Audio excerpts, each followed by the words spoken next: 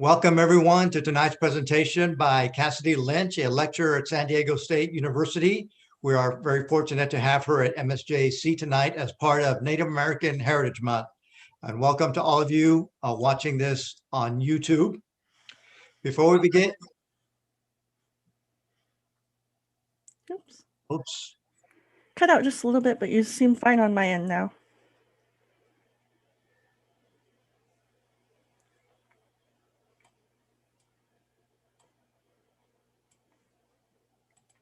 Okay, so are we good now?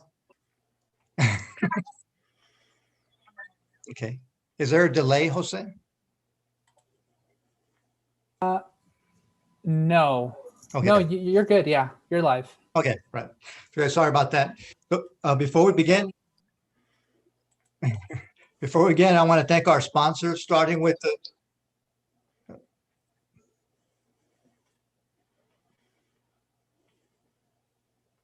Okay.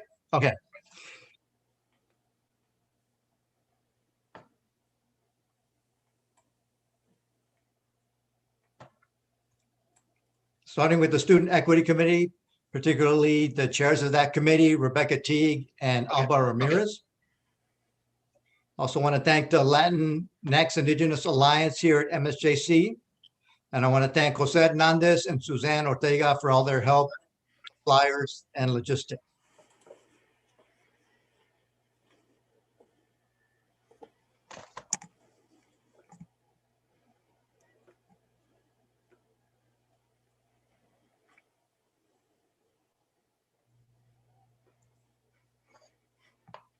Before I introduce our speaker, please pause while I read a short land acknowledgement.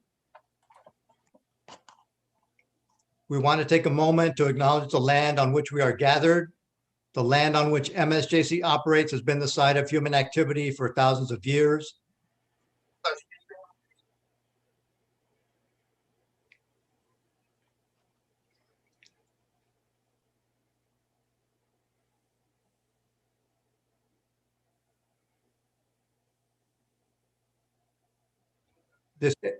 This area has been the home of many indigenous communities. Today, this land is still home to many indigenous people, including Mission, Lisueño, Morongo, Torres Martinez tribes and nations. We are honored and grateful to be here today on their traditional lands.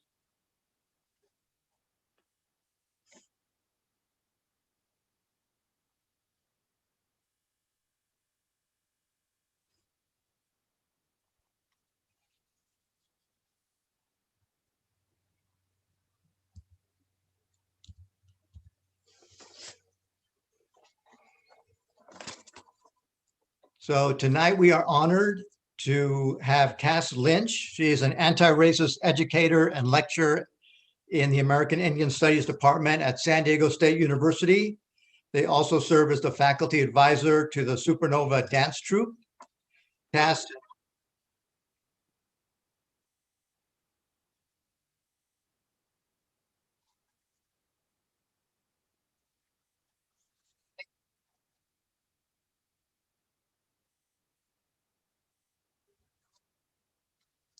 is a non-enrolled Muskogee of mixed ancestry whose family is originally from the South.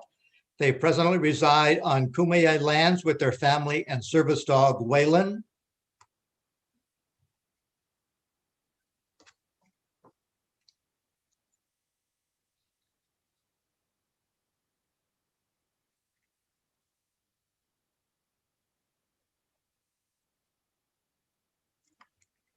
Cass attended Grossmont College and has several AAs and BAs in English and American Indian Studies and an MA in Rhetoric and Writing Studies with an emphasis in teaching of writing.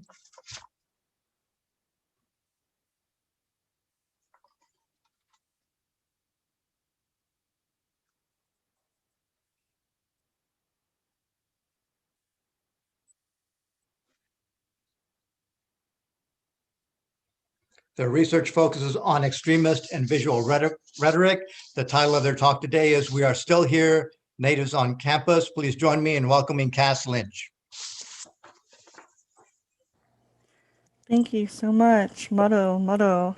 And I just want to extend my warmest thanks for inviting me tonight. I always love to talk about teaching and especially, you know, with students and helping students. So this was a wonderful opportunity.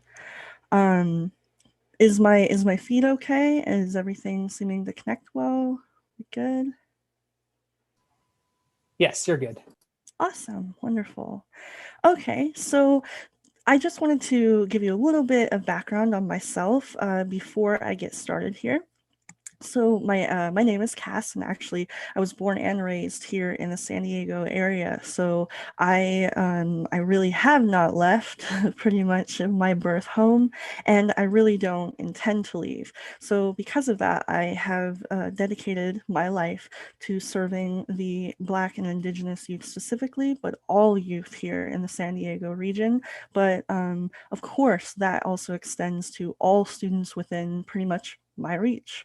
Um, and uh, and so I really started the path that I'm currently on with my pet project, which is attempting to bring anti-racist education and specifically critical race theory education to all levels of education. And how I kind of got about that was through my work here in San Diego with various student populations. I have worked on multiple reservations here in San Diego with our urban youth centers, and really just I love what I do. And so as I went through my studies, I started noticing that I wasn't alone in a lot of the issues I was facing in education. And so as I started learning all of the terms and, you know, the theories, the framework that makes up what we call higher education, I started to notice that, well, the reasons why so many people like myself and those who come from even more underserved backgrounds, we weren't falling through the cracks by accident, right? And it definitely wasn't because or for lack of trying. And so again, like this has become kind of like the driving force, right, behind what I do. And so even as a student, I started realizing that education was going to be my path. And so that's why, as I said, I've worked with as many like organizations and nations within my area as I possibly can. In terms of my background, as we said, I am non-government enrolled. My family has a pretty complicated history, we'll just say, in the South in terms of my mixed ancestry. And so that, of course, informs my position, right? I'm coming into this field already as someone who comes from a more advantaged, right? A more privileged background than so many others. And so I, of course, not attempt, but I always try to practice removing myself from the classroom as much as possible in order to facilitate my students, their knowledge production, right? Because they bring their knowledge into my classroom. I'm not there to fill like their empty heads, right? And so tonight, what I really wanted to focus on is exactly what the title says, right? We're still here, right? I came up with this title because I can't tell you how many Native people I have heard say this phrase. I began teaching specifically American Indian Studies courses. That's what our department is called at State, is American Indian Studies. But I began teaching those courses about like 3 or so years ago. And after I made the shift, of course, I had to find more relevant content than what I had been teaching in just my rhetoric courses. And so as I began looking through videos and archival footage and diaries, you name it, right? Even peer-reviewed journal like articles, I kept finding that phrase, we're still here. And you know, honestly, I'm sick of saying it, and I'm sick of coming across it, and I'm tired of our peoples having to continuously say this phrase. Like, why? You know, why do I keep hearing it? And so really, you know, again, I'm making this statement, even though I'm sick of it, because it's clearly something that not everybody knows still. And in particular, right, the route that I'm on in terms of anti-racist education is not just about like anti-racist education, right, which is which has its own set of frameworks, but it's specifically a decolonial anti-racist education, right? And so what that means to decolonize, of course, it's not just like a hashtag, it's not just a phrase that gets thrown out there. The decolonization movement is an academic movement that has been thriving since about the mid-1970s and has only been gaining steam, right? And so I have really tried to use my classroom as an opportunity to not only, again, try to get to the root of the, okay, well, if it's not by accident that these students are falling through the cracks, then what is it, right? So that's one of my main goals. But my other goal is, and you know, if we know the reasons, or if we have some good reasons, or verified, you know, again, peer-reviewed, journal published reasons. There's a reason why I keep coming back to that, which we'll mention in a second. If we have all of this academic research to support this idea, right, then why is it that our graduation and retention numbers still haven't just skyrocketed, right? Why are they still where they are? In fact, why have they gone down from where they were about 4 or 5 years ago? And so again, like this is my path, right, through decolonial education. And so that's what I'm hoping to kind of bring you into a little bit tonight and focus on. For those of you who are college students, right, what I hope that you take from this is, again, right, you're not alone. And I'm also not just speaking to Native students, right, because we all can feel inadequate in higher education, in all aspects of our lives, but in higher education especially. And we can all feel lost and alone and like we're the only ones, right, for whatever that may be. And I just want you to know that you're not. Another thing that I'd like to put out there is, oh, yes, go to community college. For anyone who is considering higher education, for anyone who thinks that, you know, you need to transfer as soon as possible, whatever, right? Oh my gosh, community colleges are amazing. I love them. If not for community college, I would not have found the path that I am currently on. I would not have had access to all of the support and the resources that I was able to take advantage of, right? And I also would not have met some of the most amazing people that I have met, right? If I had not chosen the community college route. And I started off at university, actually straight out of high school. I graduated from high school from an alternative high school and went straight into Stanford. That was a mistake. And I just completely felt lost and alone. And so I had some mental health issues and was forced to withdraw before completing even my first quarter, right? And I just came home just in disgrace. Not because that's how people were treating me, but that's how I felt, right? And I felt like if I couldn't do that, then what was there left for me? And it actually took the fact that I had already taken some community college courses as a high school student, because that was my alternative high school. It was half high school, half community college. If it had not been for me being able to have that experience, I wouldn't have been okay, right, to return to the community college path.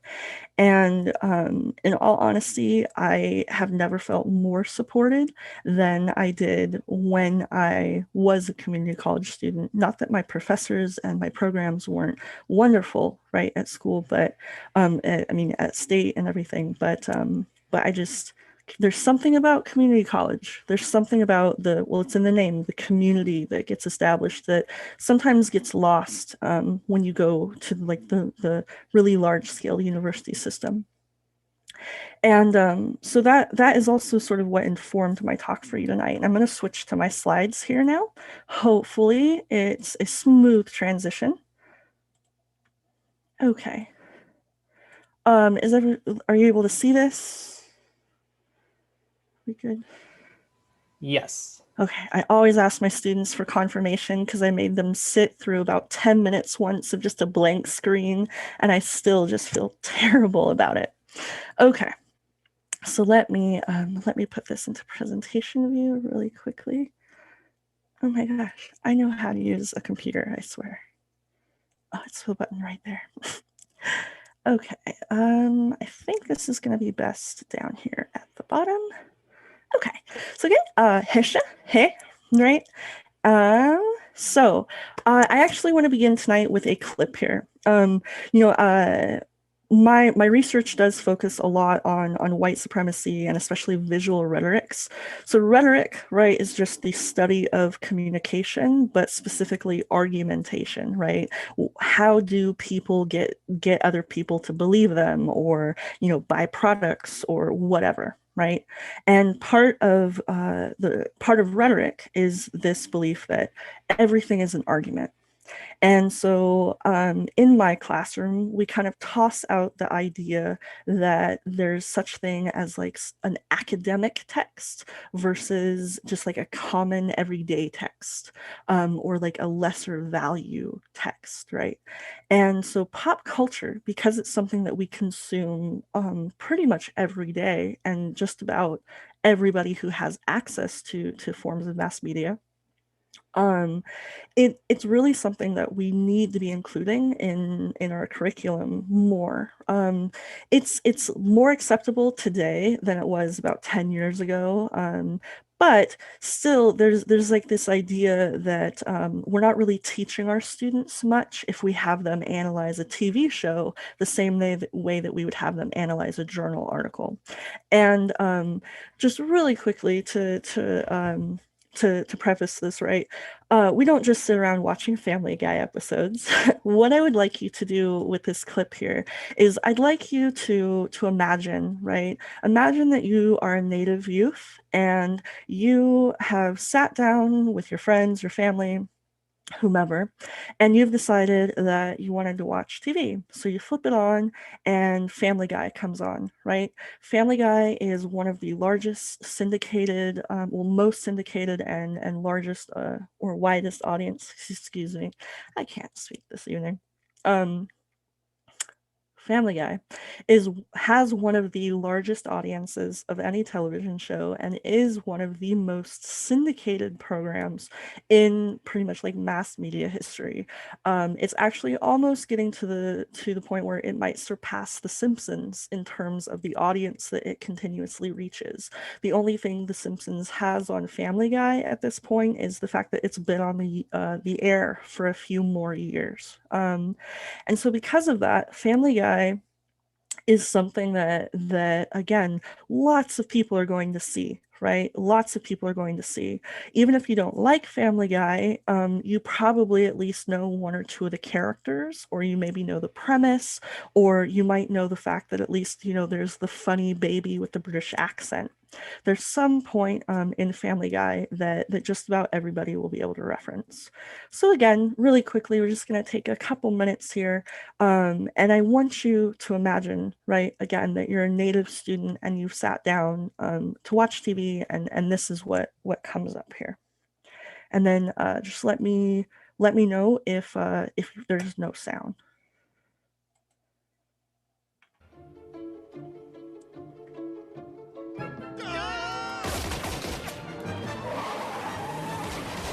Hurry, Brian! They're gaining on us!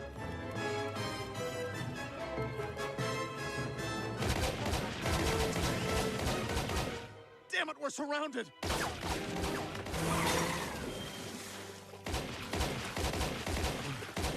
Crap, they got away. Better call the boss. Damn, I'm not getting a smoke signal here.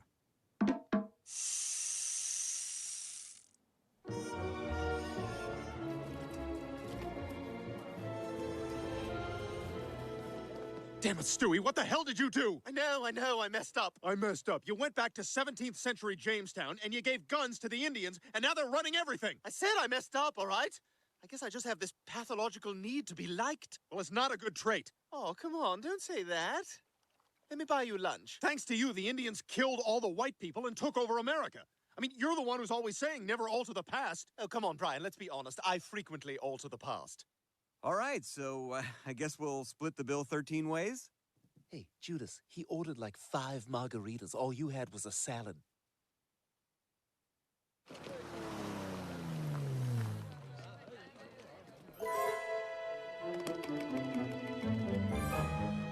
You know, it actually looks like the Native Americans have done all right for themselves. They do seem to have a lot of shops.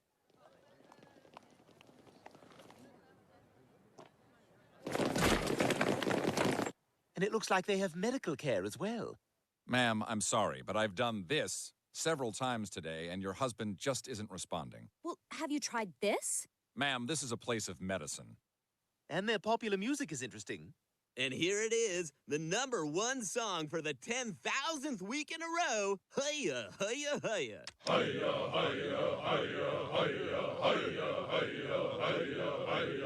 Well, no matter. We better restore things to the way they were. Let's go back to Jamestown and undo... Oh, dear. What? What is it? A return pad. Looks like it took some bullets during our escape. Doesn't seem to be working. What is that? What is that?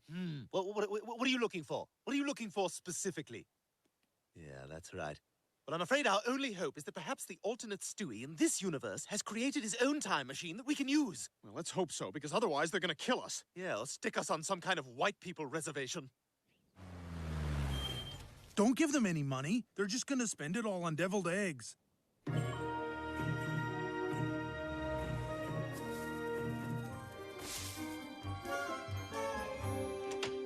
Well, there's my brave warrior. How was work today? Oh, it was so annoying. Everyone was coming around with their daughters selling Girl Scout corn. Made me feel so guilty I had to buy like 20 ears. Hey, shot in the dark, but is anyone else in the mood to run really fast in one direction? Look, there it is. And it looks like he has a return pad, too. All right, come on. Let's get back to Jamestown and set things right.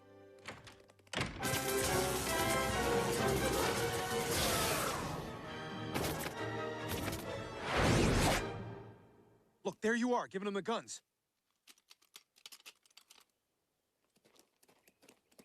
What the hell are you doing there? You told me you were checking on the horses. Well, she's a sizable woman. That's what I meant.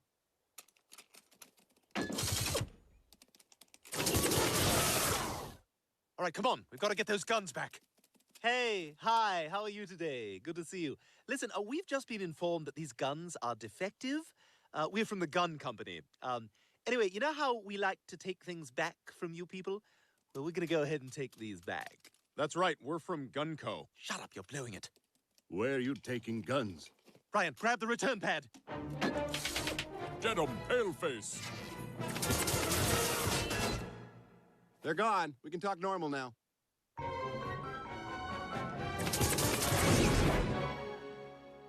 Well, everything looks like it should. Only one way to be certain. Okay, let's do a quick search here. Native American role models. 0 results found. Looks like we did it, Brian. Oh, thank God. Hey, what are you going to do with all those guns? I don't know, sell them to some messed up kid? Okay. Whoops. Let me start my video back here. So, this clip, of course, this clip faced immediate backlash as soon as the episode aired. Besides the stereotypes, I mean, there's a variety of things going on in this that are offensive. Family Guy, of course, markets itself as satire, but the problem with Family Guy that critics often point out is that satire is meant to criticize power, right? And unfortunately, the majority of Family Guy jokes fall under what Monroe would call the I am blanking. My gosh.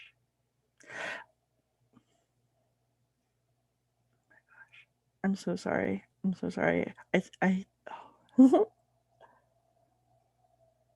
Anyway, I'm so sorry that the term itself blanked on me. But anyway, it falls under a theory of humor where instead of actually, seeking relief amongst a group or again, criticizing power, you're actually punching down, right? So you might be familiar with the term punching down. And within these theories, right, within humor, we have a narrative here that is presented of Native peoples. And unfortunately, it's the narrative that so many people believe. And again, this idea of like, we're still here, always comes to mind, because you have to ask, who is Seth MacFarlane? It's the creator and primary writer of Family Guy, also the voice of several characters. What is Seth MacFarlane attempting to accomplish here, right? There are a couple moments in this clip where they attempt to point out some hypocrisies. I'm trying to find the point, such as this one where they go to take the guns back and they reference the term Indian giver. They don't say the term, but that's what they're making a joke about, right? There's also the white people reservation joke. So there are certain jokes here that they're making where it is meant to criticize sort of the racist policies that were enacted against Native peoples or whatever. But the butt of the joke is always Native people. So you have minor jokes like the denim jacket, gags, which, arguably are funny because we do tend to like denim quite a bit. But, right, and hold on one second, let me pull this chat screen up. But of course, that's not at all the point of this clip, right? The point of this comes in the last couple seconds of the gag here, where they return to the present day after taking arms back from the natives, and their result ends up being there are no Native American role models, right? Stewie searches, presumably in Google, for the term and has 0 results. So according to this clip that we just watched, right? In the beginning, you have the white savior figure giving guns to natives back in the day, which implies that we did not have arms, which is factually incorrect, but for another talk.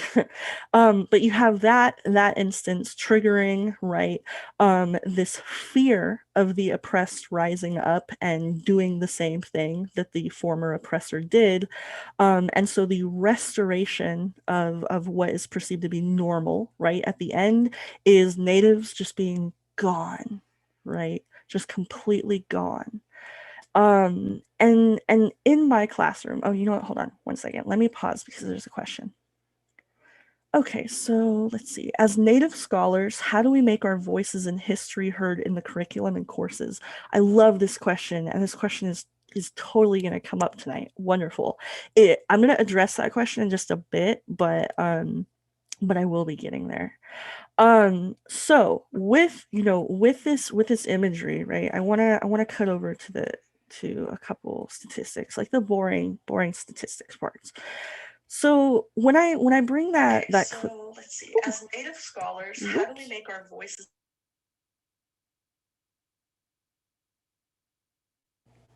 There was quite a bit of feedback there. Is everything good? I had a lot of feedback on my end.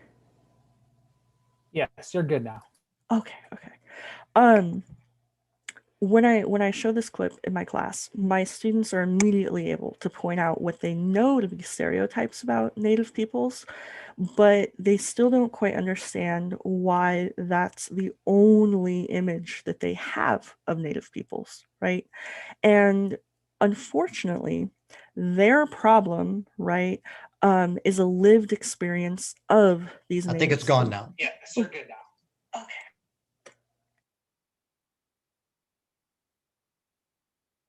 There was another delay there.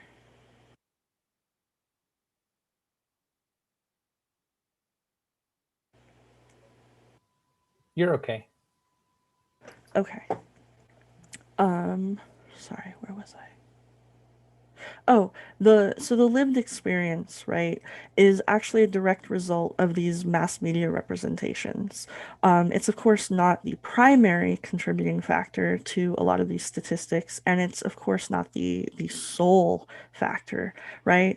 But when, again, I asked you to imagine that you are a Native student. If you are Native, you don't have to imagine it, right?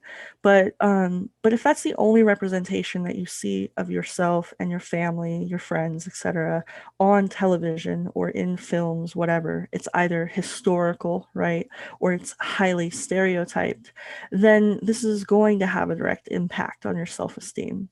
And we have dozens of years of research on this, and I'm not here to talk about that tonight, but it is important for you to see some of these statistics, right?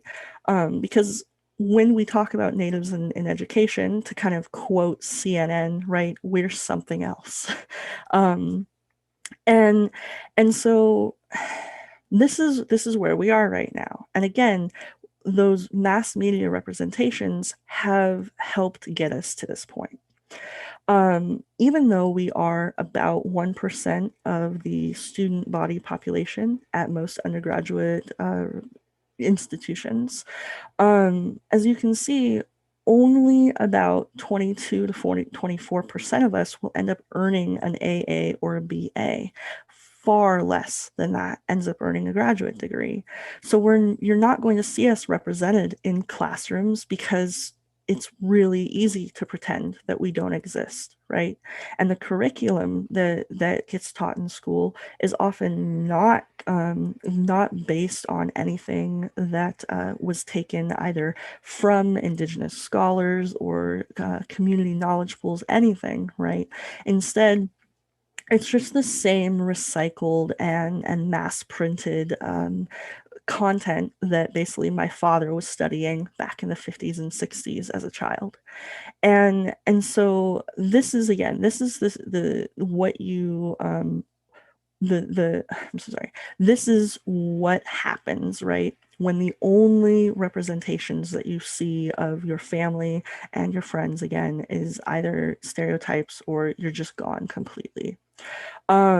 Even in areas where we have primarily native populations or high populations, relatively speaking, you still don't have the support systems in place where it's necessary for these students to thrive. Now, at tribal colleges and universities, you do see higher degree attainment rates and everything, but of course the majority of students, native students, do not actually reside on reservations and are not in those tribal colleges. So we need to focus right on those of you who are not there. So again, bringing in, and I guess this should have been before the other slide, right? Bringing in these mass media stereotypes, right?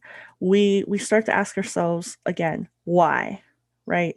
If it's not a mistake that Native students don't succeed in these institutions, if we know that it's issues related to systemic racism, right, and historic inequalities and lack of access to education, et cetera, if we know all of that and we're working to address that, then what's going on in the classroom, right, that is pushing these students out? And so two of the concepts that I wanted to sort of focus on tonight that's related to everything I've been talking about are imposter syndrome and stereotype threat. Right. And imposter syndrome is something that just about everybody will deal with at some point in their life. And it's something that can just be a dream killer, right? Imposter syndrome can pretty much talk you out of doing anything that you might really enjoy in your life. And so it definitely affects Native students. So I have one more short video for you, and this one's shorter. And this one is Native students, right? Native students who can hear for themselves. And so this was a short film made by Matika Wilbur. And the issues that you're going to hear these students say or tell you are not just issues that are experienced in red states or rural areas or border towns or any place where either the stereotype is that it's like conservative or more racist or whatever, right? These issues happen everywhere, right? And they can happen in any classroom. And we spend so much time and so much money and so much resources, although not enough, arguably, right, attempting to train teachers to address these issues. But when it comes to Indigenous students, they're a special population, right? And you need to treat Native students as such, because when you have a Native student in your class, not only are you dealing with a student right, on whose lands you're most likely a guest, since it's all Indian land, but you're also dealing with a student who is most likely a member of a sovereign nation. And far too often, non-native teachers forget that. They forget that, natives are not just Native American, and then they forget that each of these students is thus representative of their individual nations, their backgrounds, whatever their identity, right, makeup may be. So just here's again kind of what they're experiencing. Let me just mute my mic here.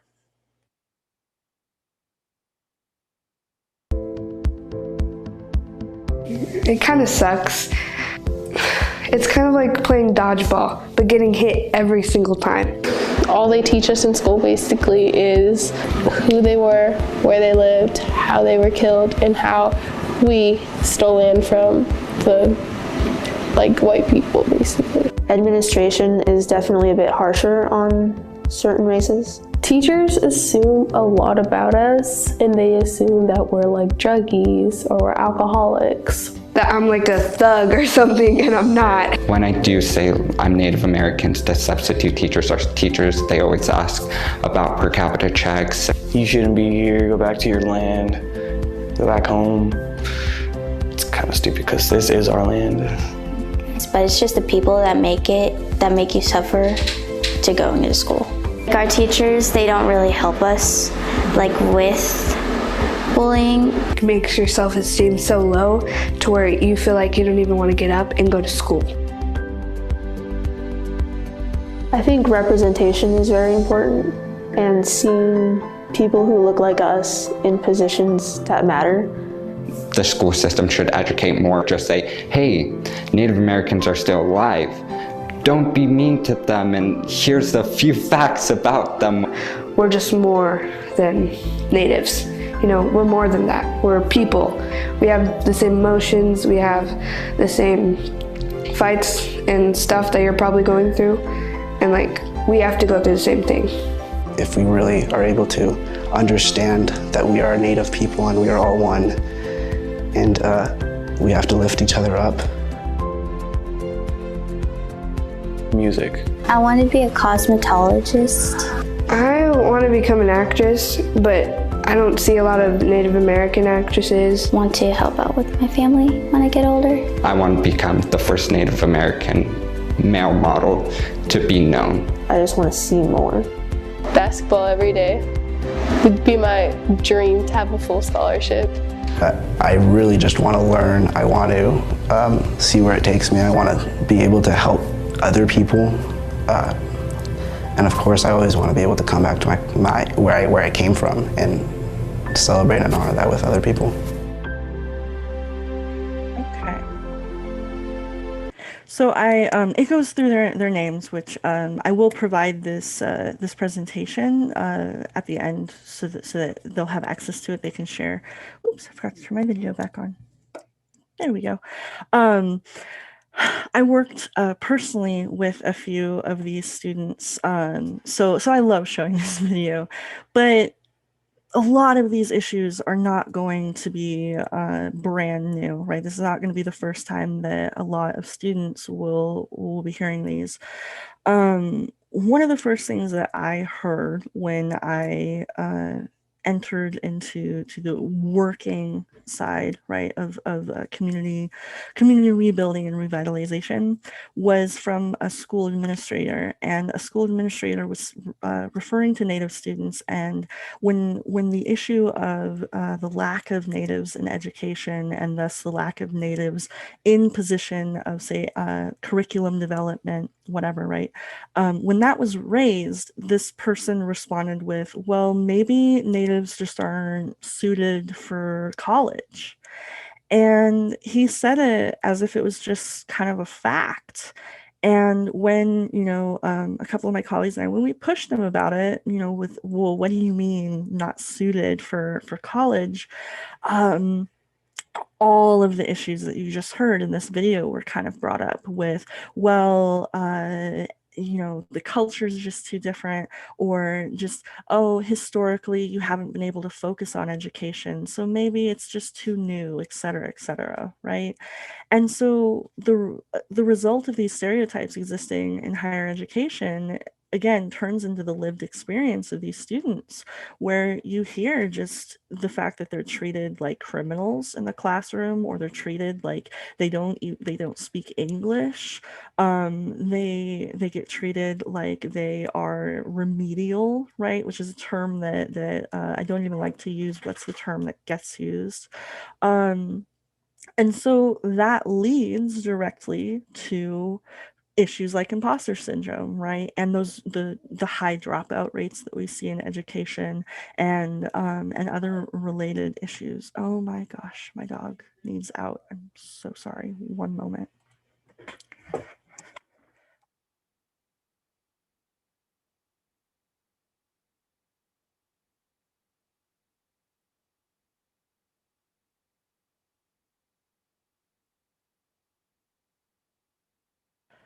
Oh my gosh, I do apologize. I do apologize. Okay.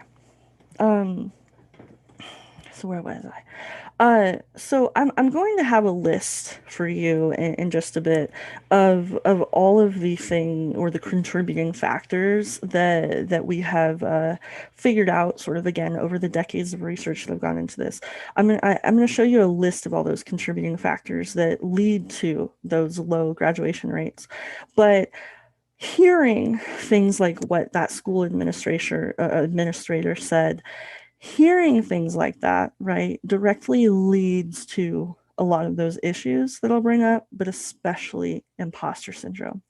And like I said, imposter syndrome is something that just about everyone will deal with at some point in their life. And most likely you've already felt maybe a little bit of it. And let's see, I've got an official nice definition here, right? Basically, imposter syndrome is when you believe that you don't deserve whatever it is that you've achieved, or wherever it is that you have reached, and whether it's your career, your educational aspirations, a hobby, whatever it be. And imposter syndrome, again, is a dream killer, because the voice, that kind of internal voice that comes along with imposter syndrome, the voice at the back of our head that is constantly telling us that we don't belong somewhere, or that we're not as smart as other people, or we're not as good at something, right? That voice can get so loud over time, if it's not addressed directly, that it can just overpower your desire to stay in school or to accomplish, again, whatever your goal may be, and just lead you to sort of give up, right? Because it gets so loud that you can't hear anything else. You don't hear the praise, you don't hear specific reasons why you deserve whatever it is that you've achieved. Instead, you just convince yourself, right, that you are this imposter, and that either you're going to be found out at some point, or you need to be the one to come forward before it can happen, right? Before you can be found out. So this is a psychological concept that it's kind of commonly used now, mainly amongst graduate students. You find it being thrown on memes and in social media and stuff all the time. But again, like imposter syndrome can be instilled in students by teachers, right? And it can be instilled at a super young age, going all the way back to even just preschool, kindergarten, just those very first interactions that we have with any caregiver, really. But in school, what this looks like, right, is if your teacher just keeps telling you things like, oh, you're so smart. If a parent keeps telling you things like, oh, you're so smart, or whatever, or if you were put into a gifted program as a kid, right, you get told that you're all these really intangible concepts, right? Like, again, smart, the best at something, intelligent, or whatever. And so when it comes time to a mistake that you make, or maybe a failure that you have, or just some type of setback, when any of those happen, if you've been experiencing any type of imposter syndrome and you haven't addressed it, then it can just completely obliterate your drive to succeed. And so this is something that really needs to be addressed the moment you start feeling it, right? And this is something that I didn't address, that again partially led to me having to return home for my first attempt at college and sort of start over, right? It was this idea that even though I took the tests, I got the scores, I did all the hard work, I wrote all the papers and the essays, whatever, even though I reached that point, right, because no one else around me looked like me, because I had no support system, because there was only like an issue, or because there were only people telling me those empty thoughts, right? I just believed that I didn't deserve it. And then it just kind of steamrolled from there. And, I'm realizing too that I'm kind of getting far in my talks. I'm going to sort of switch gears here, and I'm going to address this question, and then I'm going to quickly kind of like switch to my last concept, and then I'm going to go back. So a question that I just got was, how can we identify a student who might be suffering in silence with imposter syndrome? Ho, ho, ho. First of all, right, if you are a teacher, the best thing that you can do is just to get to know your students as best as you can as individuals. And it can be really hard when you have, like 100+ students. But the students who tend to develop imposter syndrome tend to be the ones who are there at your office hours, or emailing you all the time, or sending you anxious messages about due dates and things like that. And so the earliest signs of imposter syndrome might actually be a student who is hyper focused on success. Because if they're hyper focused on success and direct feedback and test scores and, is the grade weighted or whatever, right? If they're hyper focused on that, then chances are it's coming from this place where they feel if they don't get that A, or if they don't get whatever they view as that measurement of success, then it's not going, they don't deserve to be there, or they didn't deserve the work, whatever. So really, right, that's I think the best thing to look for is that the first earliest signs, I think, are when you start getting obsessed with the idea of success. Other signs that I've noticed in my students have been that suddenly a student who was really, loved to contribute to conversations or whatever, suddenly they stop talking. And particularly with a female identifying student that I had, a cis female student I had, she believed that she no longer needed to provide her opinion or thoughts, because a couple cis males in the class had told her that, well, it didn't really matter if women got degrees because they were just supposed to become housewives. And so again, it can help if you get to know your students as best as you can, because as soon as their behaviors change, it's easier for you to kind of realize what's up. But if you have like a massive class, then it's going to be hard to figure it out for everybody. And I'm actually just going to address questions really quickly. I'm going to come back to imposter syndrome, but really quickly, I want to go back to that first question because I promised I'd get to it. How do we make our voices in history heard? First of all, become teachers, right? Become teachers. And our profession is looked down on, and yeah, the pay is not great, right? Most of us do not do this for the money. We do this because we love it. Doesn't mean we don't deserve to be paid better, but them's the breaks, right? But beyond that, help everybody else that you know too, right? I do my best to bring up as many people as I can that I've worked with in the past. You know, the moment someone asks me for a recommendation, like, hey, do you know someone who can help me with blank? I go straight to someone that I've worked with, as opposed to like going to social media and asking or looking online to find a recommendation. Because building all of those networking connections and building that sense of community wherever it is that you may be on or off campus, whatever, is one of the best ways to start getting our foot in there to be able to cause structural change. And so curriculum development, of course, is a type of structural change that needs to get made. So addressing issues like imposter syndrome, and then the other one that I'm not going to be able to get to right now is a stereotype threat. But addressing these issues, right, is actually going to help us lead to people who might want to go into curriculum development or into education.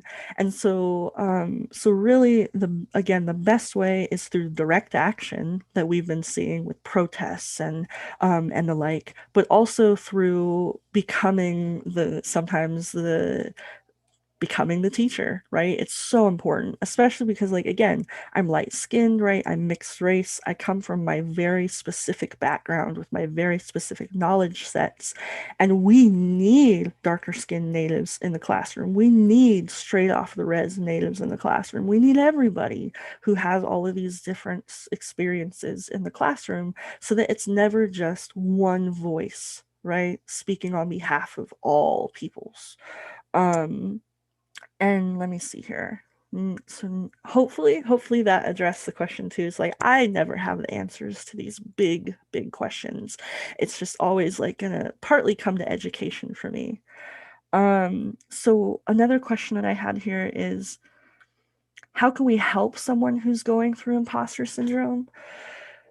Ask them how they're doing is one of the first things that you can do. If you notice that someone is having imposter syndrome symptoms, right? Usually it starts becoming like, oh my gosh, you know, I don't know why someone would ask me to do this. I don't know what I'm talking about.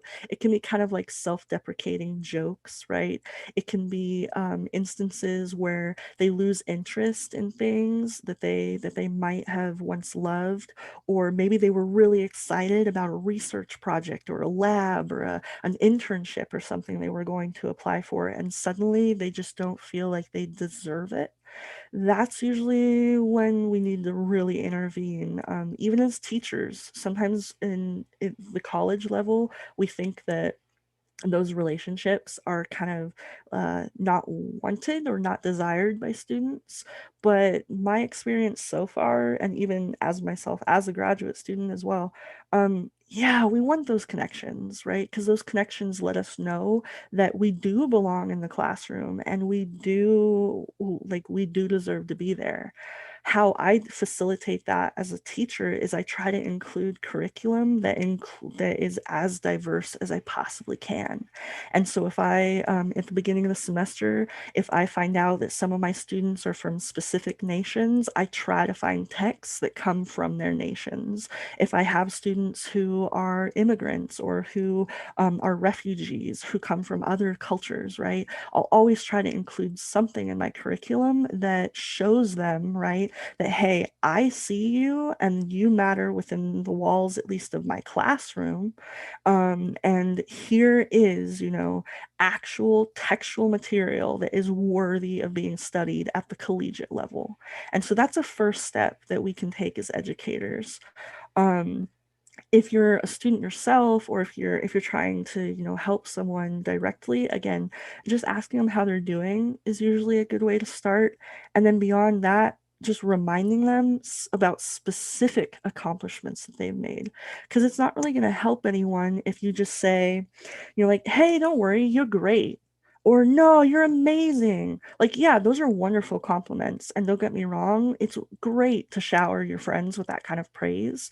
But when it comes to imposter syndrome, what we have to remember is like a specific event or grade or comment from someone triggered that anxiety, because imposter syndrome is a type of anxiety, right? Something triggered that. So if we can help that person identify whatever it was that triggered it, and this is all coming out of psychology, by the way, because what are teachers if not also psychologists? But if we can help them identify that, then we can comment specifically on that. So if I have a student who believes that they don't deserve a scholarship, then I can tell them specifically, like, why wouldn't you deserve that money? You know, that money's been set aside for, and then, you know, whatever specific scholarship it is, like, that's yours for the taking. You know, you work hard, you do this, blah, blah, blah, blah, blah. That is your money. So finding ways to make more meaningful connections with one another and to facilitate a better sense of community, whether that just be a community of 3 people or a community of 300 people, it doesn't matter, right? But the more we start recognizing each other and not just kind of passing by each other or watching our students walk in and out of the classrooms, the more that we can address, right, all of these structural systemic issues that exist. But the more that we can kind of leave those outside as best we can, right? Or only bring them into the classroom to analyze, not bring them into the classroom and then as a teacher oppress our students with it, or not bring it into the classroom as a fellow student and cause harm to our fellow students with it. Again, right, like imposter syndrome is a dream killer. Other resources for dealing with imposter syndrome I actually put into this presentation. So I don't know if they'll be able to share it with you, but again, I will be sharing the resource. But usually, right, you can find resources for this online because tons of like self-help blogs and things are out there.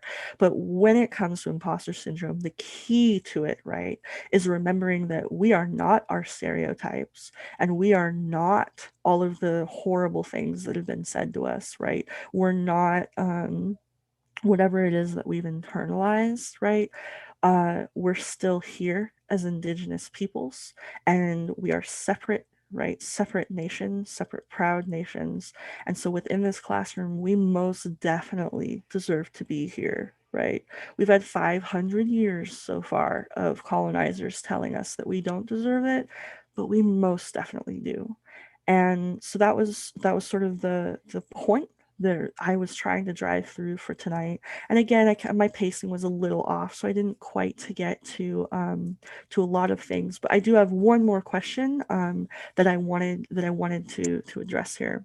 So someone said, as a preschool teacher, can you prevent imposter syndrome by introducing diversity and being inclusive in the classroom? That's a great question. And honestly, there is not much research on that.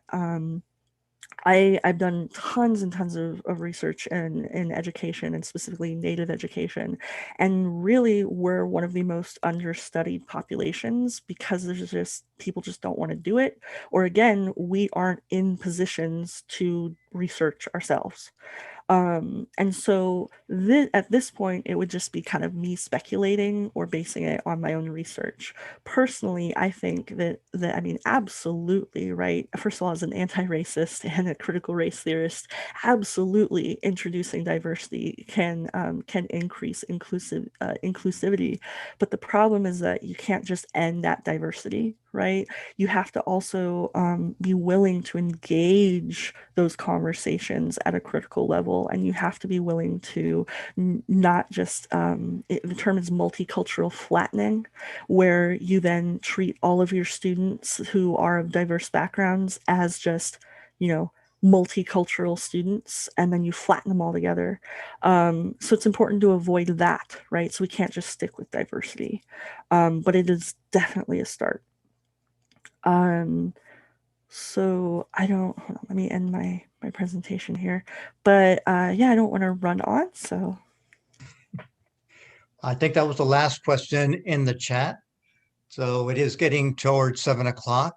I want to thank you for being here tonight and sharing your insights and your wisdom and helping us focus on a very important issue about Native Americans on our college campus. And yes, I agree with you. Community colleges in general are very welcoming places.